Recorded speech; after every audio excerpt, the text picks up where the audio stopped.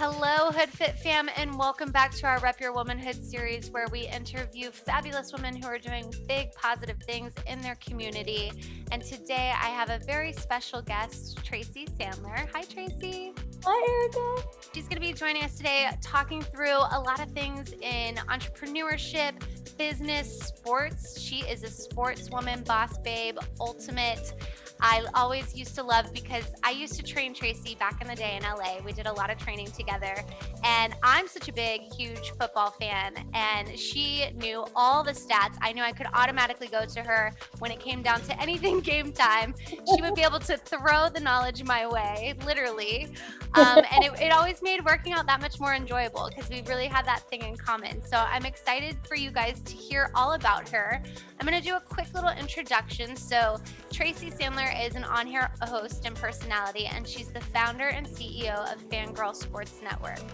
Now, Fangirl Sports Network is a network providing fans with knowledgeable, passionate, and humorous insight into their favorite professional teams. She began as a 49ers fangirl in 2015, and she brings fans the latest news and behind-the-scenes action for all of her beloved San Francisco team and beyond. I actually have to start off by saying, because if your definition of fangirl is a woman who knows all of Tom Brady's stats, but isn't afraid to embrace her inner Giselle. Mm-hmm. I love that. Thank you. It came to me once I was in the middle of an interview, like an on-air interview, and it just came to me. And as I said it, my publicist was sitting there and she was like, right, she's like, there we go. There we go. I love it too. It makes me happy. I love that so much. So I want to talk just a little bit about how you came up with the idea of Fangirl Sports Network. And did you know that this was always a industry that you wanted to pursue? Not necessarily. So out of college, I worked at Fox Sports behind the scenes for a while. I was intern there throughout college and worked there out of college. Then I transitioned for a little while. I was always very entrepreneurial. So I had a personal shopping company called Little Lady Red, because I had red hair at the time. And I was specializing in gifts, and then I did some styling, ended up moving to DC, where I worked for the then mayor of DC, a man by the name of Adrian Fenty, and was a 2-time cabinet member in his administration. And we lost re-election. I came back to LA, and this idea just kind of came to me. I started a blog for fun while working at and this is a mouthful, a political and philanthropic donor advising firm. It's a lot to say. But I came to the company at a weird time, and there wasn't that much for me to do. So I started a blog for the fun of it about the 49ers. And it was called The Trials and Tribulations of My Love-Hate Relationship with the San Francisco 49ers. So it was a wordy title for a blog. But every time I tell that story, people laugh. So that has that going for it. And that was the beginning of it. And then some people read it. I'm not saying a ton of people, but enough people where I was like, there may be something here. And a friend of mine had this idea. She was working at an MCN, which at the time were kind of all the rage on YouTube. And she was like, I think you could do this with your blog. I think you could do game previews and lifestyle videos. So I started it with that. So that's how I really came to it. And it started with just the 49ers. From there, I felt like I kind of had something here, and we can kind of talk more about the iterations. But for a little while, we expanded and had fangirls for every NFL and NBA team. And the business model has just evolved and changed. And now we're a Fangirl Sports Network. Very cool. So this literally, your career and your job that you built and your business that you built all started from just like a side passion of yours. Absolutely. Because I thought, well, I talk about the 49ers all the time anyway. I should write. And I wrote in college. I wrote sports at the University of Michigan in college. I like to write. And I was like, you know what? People have blogs. Like, this is why people have blogs. And I remember I was at a baseball game with 3 friends, with Heather, you know my friend Heather, yes, and a couple other friends. I was like, you guys, I have to tell you something. Tomorrow, I will be launching my blog, The Trials and Tribulations of the Love-Hate Relationship with the San Francisco 49ers. And they were like, it's a little wordy, but I like the idea of it. But I designed a WordPress site, and then like about a few weeks into it, I was like, you know, I'm gonna have someone, I paid someone, like just found someone very reasonable, got like a logo and a whole thing. And I just kind of started it. And yeah, it came from a passion. It really did. And so here we go. That's amazing. And this all, so when did you start your blog? When was that? The blog was 2014. And Okay. then in 2015, the beginning of 2015, I decided to leave the philanthropic and donor advising firm, political and philanthropic donor advising firm, and kind of make it into this. So April 2015, 49ersfangirl.com was launched. And then in that season, I would do weekly game previews and lifestyle videos, and I had a podcast and I would write game recaps and everything. And then in the 2016 season, I kind of built a relationship with the 49ers in 2015, kind of got to know them, I had introduced myself. And in 2016, they started to credential me. And Wow. that's also when we became Fangirl Sports Network. That's amazing. Thank you. So So that's exciting. now, what does that look like now? Like your work days now? I mean, all over the place. Sorry, I didn't mean to interrupt you. There may have been another part of No, that. but tell the Sweat Sisterhood like what it is, because I knew that you were always jumping on the planes, going to all the Mhm. games. You were literally like on the field, in the press rooms, like talking to the players, talking to the coaches. So give us a little bit of insight on what it's like to be a fangirl. So I'll go with like a beat reporter day. So I'm gonna do a couple days for you. I'm gonna do like a day I go to practice and a day of a game day, which I think is like they're different but kind of interesting. So in non-COVID times, we'll say that in non-COVID times, I go to practice. We're allowed to watch like the first 20 minutes of practice, warm-ups, all of that. Go back to our media workroom, and then after practice, we do interviews with. Usually, we have either the coach or the defensive coordinator and a few players, and then we go to the locker room, talk to players, kind of figure out what we want to write about, go about and write.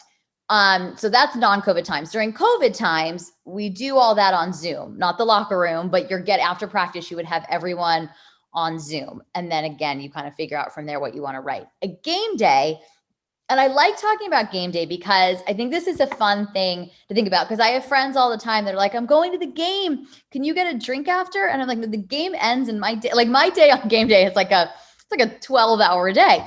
Yeah. So I usually get to the stadium I'm going with the non-COVID time game day, which hopefully is going to be what we're going to have going forward. But I get to the stadium 3 hours early, kind of get myself set up at the press box, usually go down to the field a couple hours before game time to watch warm-ups and everybody practicing, do a ton of social content. Some of that stuff you get is gold, like, Nick Bosa taking a selfie with fans, Jimmy Garoppolo high-fiving like a child, like a fan who's a kid who's like so excited, signing autographs, all that kind of stuff.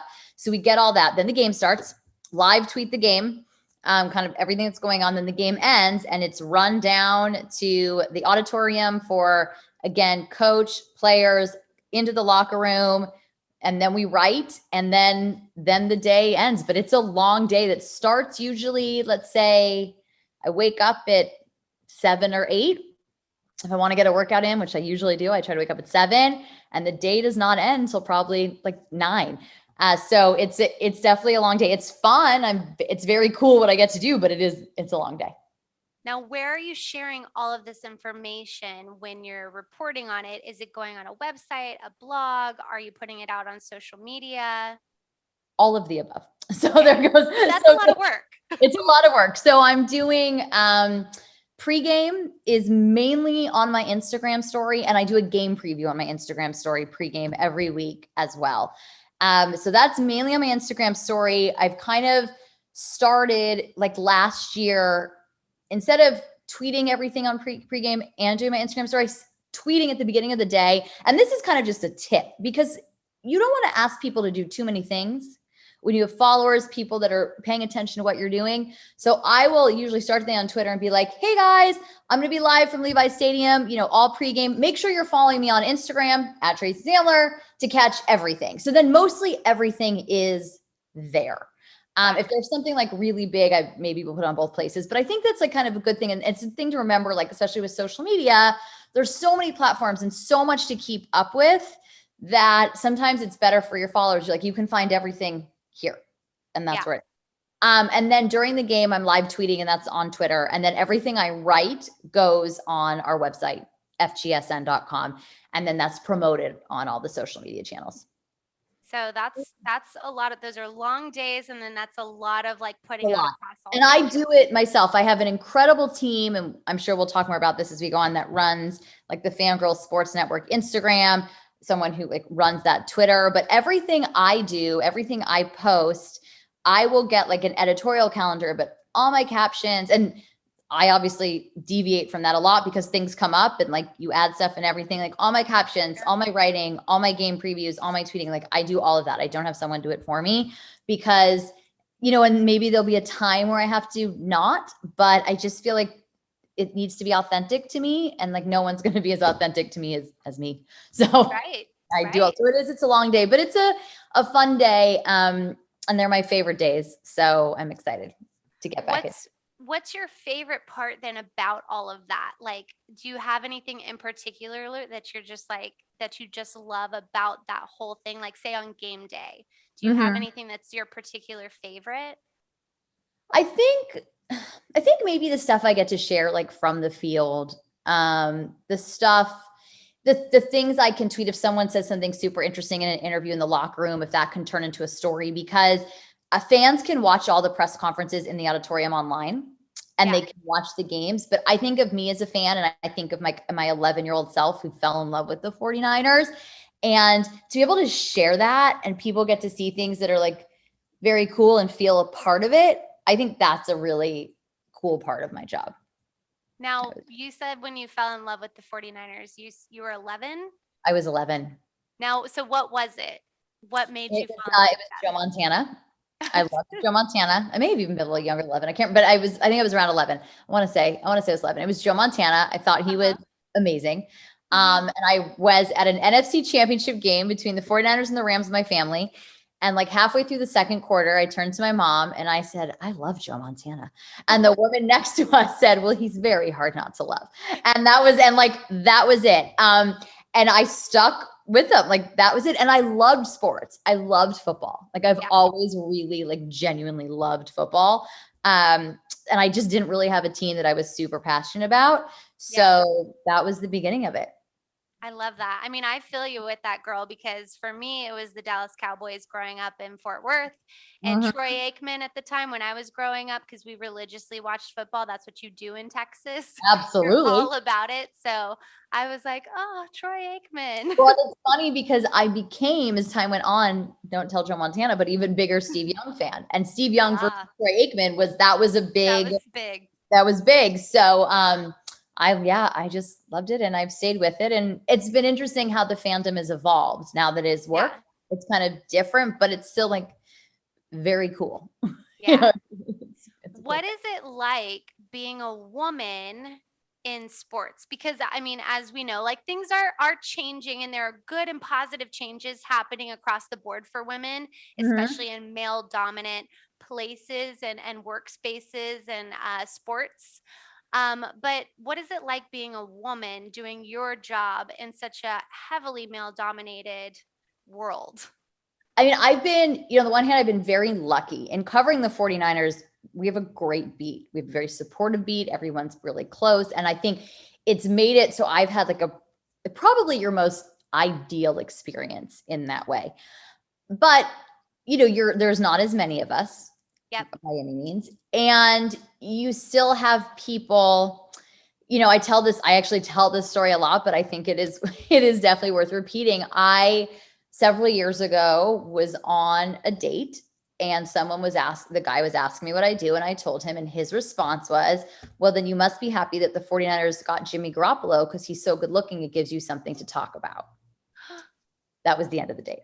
As you can imagine, that was the end of that. But there's still that a little bit. There's still, I think you still get pushback. I find that sometimes men who I know really respect me, in my opinion, will be talking about something and there's like pushback just for the sake of pushback. Yeah. Almost like in a way. But I think I've been very lucky that I have not experienced a lot of the things that other women in the industry have experienced. That being said, as women in the industry, we have to be so supportive of each other. So if someone experiences it in another place, obviously I need to be an advocate for that to change, even though my experience has been so positive, so I think, I think there's that. I mean, I've even had situations recently, we're like, I'm a beat reporter for this team. Like I'm at practice, I'm at games, I'm in the locker room. And I've had two people in the last several months talking about the 49ers quarterback situation. And I do tend to defend Jimmy Garoppolo to an extent because I think he's a good quarterback, but he's had injury issues, et cetera. And I've had two men who say to me, I know he's hot, but that doesn't make him a good quarterback. And so these are not men. They're not necessarily men in my industry. Well, one was, but not anybody like I work with directly. But I think that is something that as women, no one's saying that to a male reporter. Right. No one's thinking it with a male reporter. So, there's that kind of stuff. But, and also, we definitely deal with things that men don't have to deal with. But I do think, as you said, it is changing. I think women are more and more comfortable now coming forward with the things that have been really awful and really uncomfortable and inexcusable. And because we're talking about it, it's going to bring change. But I think there are certain things that it's still going to take some time. But personally, I've been very lucky. That doesn't mean it's easy to be a woman in this industry. Right. Well, I love that the experience has been positive for you and that you are working in a place where you feel supported and encouraged and like taken care of. And I think it's important to note and point out that you said, if it happens to another woman within the industry, we have to do our part to speak 100%. up and support, because that's where the real change is going to come from. It's having each other's backs, it's empowering other women, it's supporting other women, it's building that sisterhood that you can literally be like, okay, girl, I got you. Like we're in this together, because if it affects one, it's everyone across the board. And there's no woman in this industry who has not experienced it to some extent. There's just, and I'm comfortable saying that. I'm uncomfortable saying that, but I'm comfortable knowing that there's not a woman in the industry who has not experienced it to some extent. Yep. We women have to stick together. 100% community over competition. And that sounds like cliche, but it's so true. And we talk about it. I have a podcast. We talk about it a lot. Like we need to support each other. We need to, pull each other up because there's enough divide, there's that we do need to help each other. Yes. Okay. So speaking of women in the industry and in your industry, do you have any particular woman that you admire and really look up to? That is a very good question. There are probably a number of them, to be honest. But it is a very good question. And I say there are a number of them because there are women in behind the scenes roles. There are women on camera. There is a woman I interviewed for Get My Job last year named Stephanie Medina, who is she is at the NFL on Fox pregame show. She is, I believe, the director. And that is a very rare thing for a woman. And she has done such an excellent job. And I think really paved the way for other women to be in that position. So she is certainly one of them. MJ Acosta at the NFL Network is somebody who I'm a good friend with, a friend of, and have worked with before. She's incredible. She's so good at her job. She has worked so hard. She was one of my early Get My Job guests. And it's the kind of thing where I think she heard of her almost overnight, but she's been working so hard for a long time. And she's absolutely incredible. There is a woman by the name of Tessa Giamana, who is in PR with the 49ers, who does an incredible job. And I'm constantly admiring her. So there are just so many women in this industry. And I think what's cool is like, those are three that I'm coming up with kind of off the top of my head. But I mean, there are so many. And then of course, I cannot forget Amy Trask, who was the president of the Raiders, who is just incredible. She is such a badass. She was the president of the Raiders at a time long before you were seeing women in those roles. And she is absolutely an incredible human.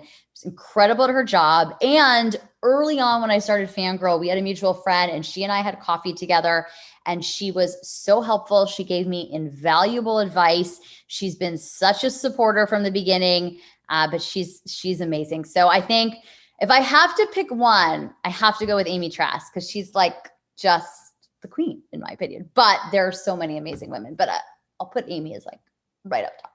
I love that. It's amazing to see women breaking that glass ceiling and stepping into these big roles that you've never seen women step into. I think, especially in sports, there's just something about it that like really speaks volumes. Now, you were just talking about your podcast. Yes. Tell the Sweat Sisterhood about your podcast and how you got it started and what it all means. So my podcast is called Get My Job. And it is every week I sit down with a woman in sports and talk about her career, her journey, advice she has, obstacles that she's had. And we try to highlight women in all parts of the industry because I think a lot of women don't know being a sideline reporter is amazing. It's a fantastic job, but there are a lot of great jobs in sports. We've had a sports psychologist on. We have, social media coordinators, social media managers, general counsels, head of marketing. I mentioned the director of, the Fox NFL pregame show. So there's so many opportunities for women in sports that I really want people to know that and to learn from these women who've gotten there. And we have women of, all different backgrounds, all ages, and all like different backgrounds that led them to where they are today. Like some of them started in one area of the sports world and have ended up somewhere else. And they talk a lot, most of them talk a lot about, seizing opportunities and not being so laser focused that you can potentially miss an opportunity. But I think that's been great with Get My Job. We've had so many incredible guests that have been really candid, very willing to share the hard parts of their journey, the great parts of their journey. I ask everyone a piece of criticism they received that was hard to take, but that made them into like who they are today and was really helpful. I've had you on Get My Job. And you talked about that. And I think that that's like a kind of a good question because I also think we live in a world where criticism is considered a bad thing and constructive criticism is not a bad thing. Delivery is important. Where it comes from is important. It's also important to when you get a piece of criticism to say, I don't really respect that person, so I can take that up. But it's important to like listen. So, but that's Get My Job. And it's been a lot of fun and really have gotten to just talk to so many different women in this industry. And there are jobs that even I didn't realize there were in the industry that have been incredible. So we've had everyone from like on-air talent, front office, social media, dance, exercise, hood fit, like starting your own workout company. I work out as a fitness company is the word I'm looking for, but starting your own fitness company and everything that you had that's gone into that and the journey that you've had. And you talked a lot about things that you thought weren't going to happen or were going to happen. They didn't happen and turned out to be the best thing for you. So we've just heard from so many incredible women, but that is Get My Job. And I love it. It's been fun to do it. And it was great being a guest on your podcast. I enjoyed it. And I just have to say, I think it's so important that, what you're doing and highlighting all the different, like you said, there's so much more like behind the scenes and these jobs that like you wouldn't ever see when you're just thinking watching sports and like seeing a game, like really thinking about everything that is linked to that behind the scenes of those games. And it's great for other people to learn from and to maybe think, hey, that's something that I might be interested in and I didn't even know that existed. Right. Yes. So that's really cool. I love that you're highlighting that and bringing that to life. Now, I wanted to talk to kind of shift a little bit because amidst all of the things that you're doing, I know that 2020 was a different year for everyone. Yes. And I want to know how.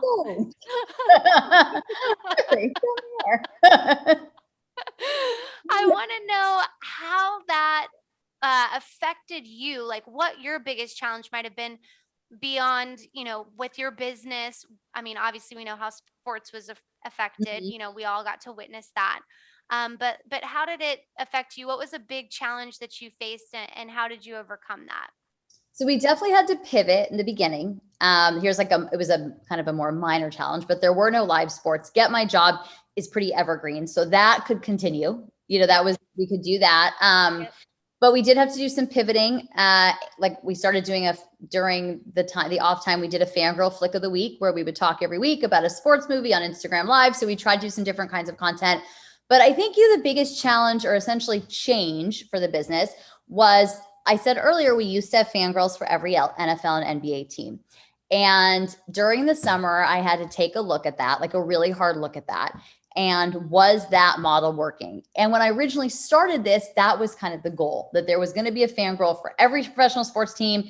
And that was going to be amazing. But as time went on, and I think this is very important in business and entrepreneurship of any time, with or without a pandemic, sometimes you do have to look at things and say, is this working? And that part of the model wasn't working as well. But there were other things that we were doing and that we are doing that were working really well. And I think COVID kind of forced me to make a decision that I was going to have to make eventually. Mm-hmm. And it actually ended up being a really good decision. I think it just, I had to make it earlier than maybe I was ready to do. But in the long run, it was better for the company. Because my time was able to be spent differently. My team's time was able to be spent differently. And our content has been the beneficiary of that. And the company has been the beneficiary of that. But that was a big decision to not have the fangirls, because the fangirls was a big part. It doesn't change that we are fangirl and who a fangirl is, but that was, a big part of what we did. But ultimately, it wasn't working. And that's a hard thing. And I think one of the really important things as a business owner, as an entrepreneur, is you have to look at these things as learning experiences and not as failures. And it actually ended up being a success for us. We had our best year to, financially. We're going to continue this year. That is continuing on. So there were so many positives that came from it, though it felt negative at the time. There were so many positives that came from it. Of course, when everything first shut down, there was the concern of, what are we going to do if nothing comes back?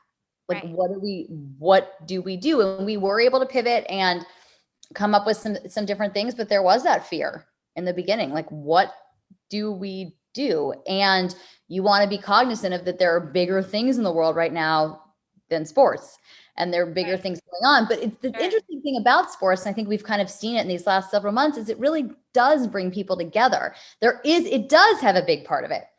And people benefit from that. And we benefit, I think, as a society from it, because people, the fandom, the rivalries, all of it, it's part of who we are.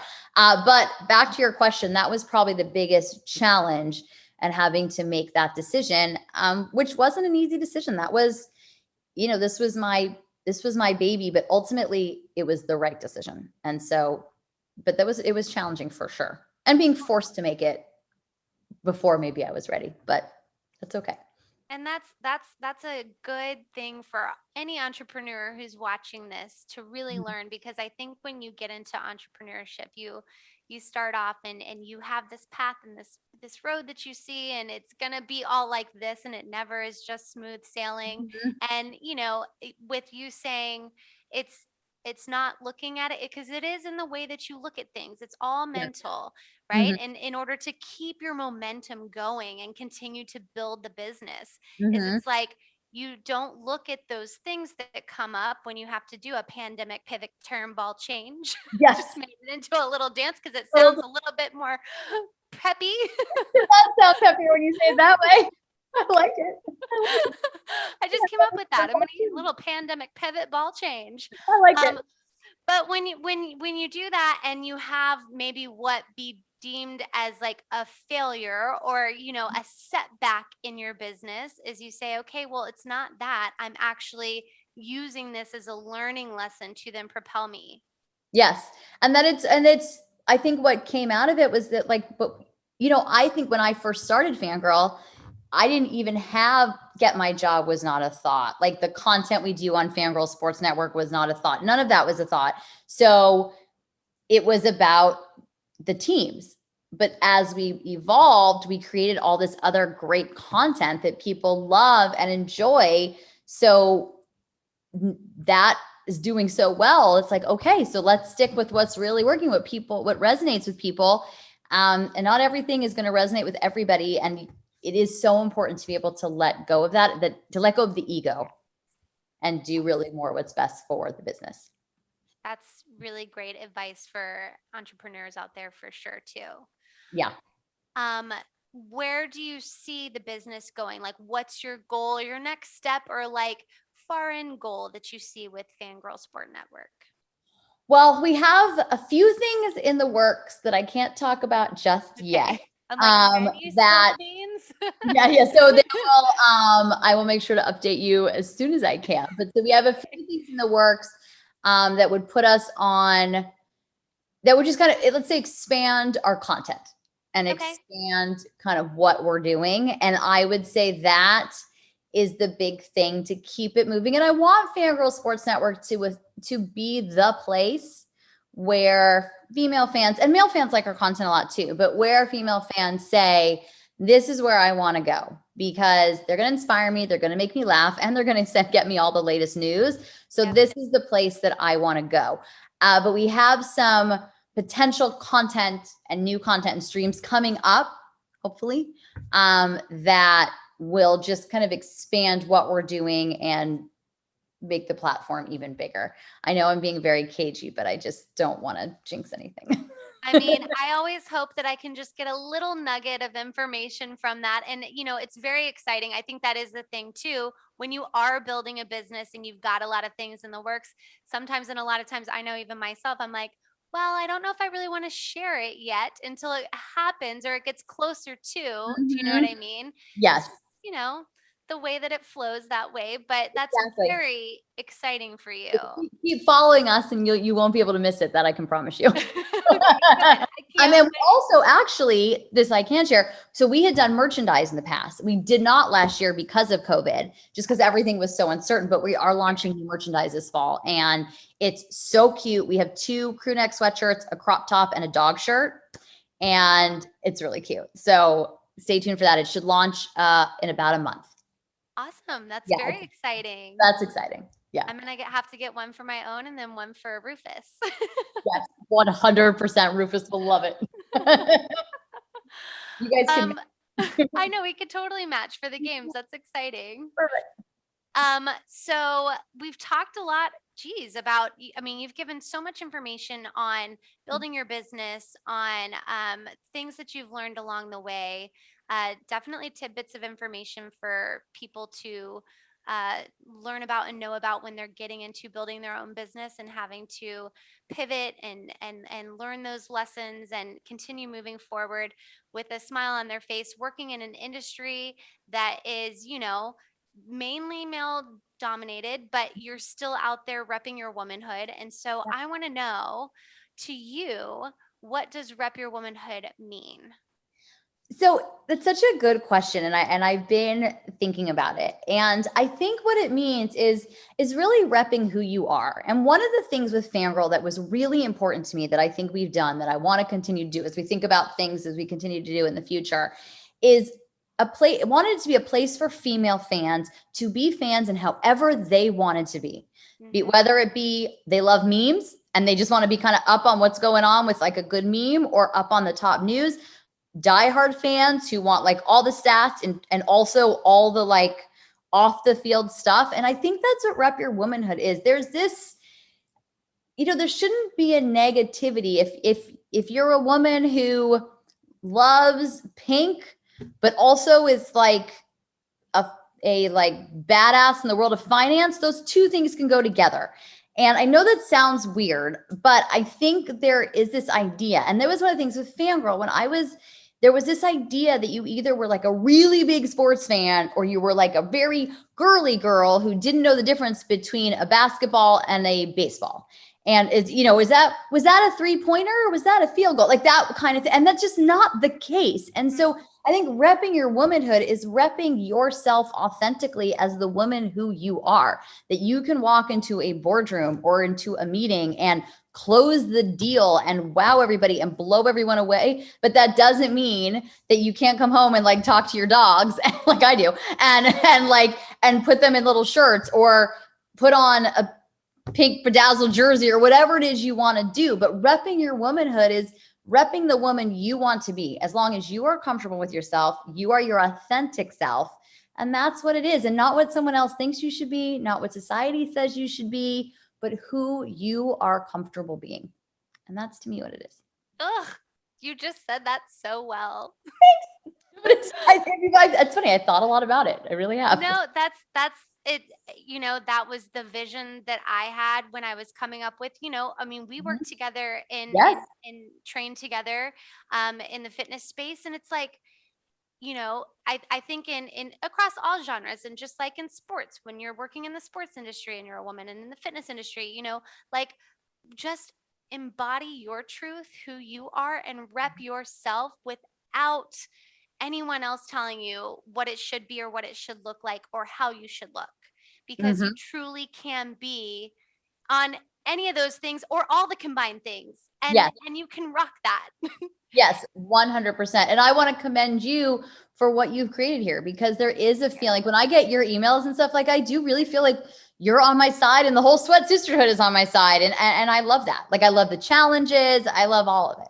Oh, thank you. I mean, that's what we're here for. It's at the end of the day, it's all about just living our lives to our fullest, doing what makes us happy, right? Mhm. Whatever that is for someone, and just making sure that you have that sisterhood and that community that's like there with you. Just like you said in the beginning, like if it affects someone in my industry that's another woman, it affects us all. And we got to Mhm. rise up and support them, because that's the only way to continue to make change and to build, that growth, and to keep empowering each other. So, I just want to say thank you so much, Tracy, for joining me in this Rep Your Womanhood series. You guys can check out her information. Please follow along with her, because I know I'm dying to hear the big announcements that are hopefully coming soon with the growth of the company.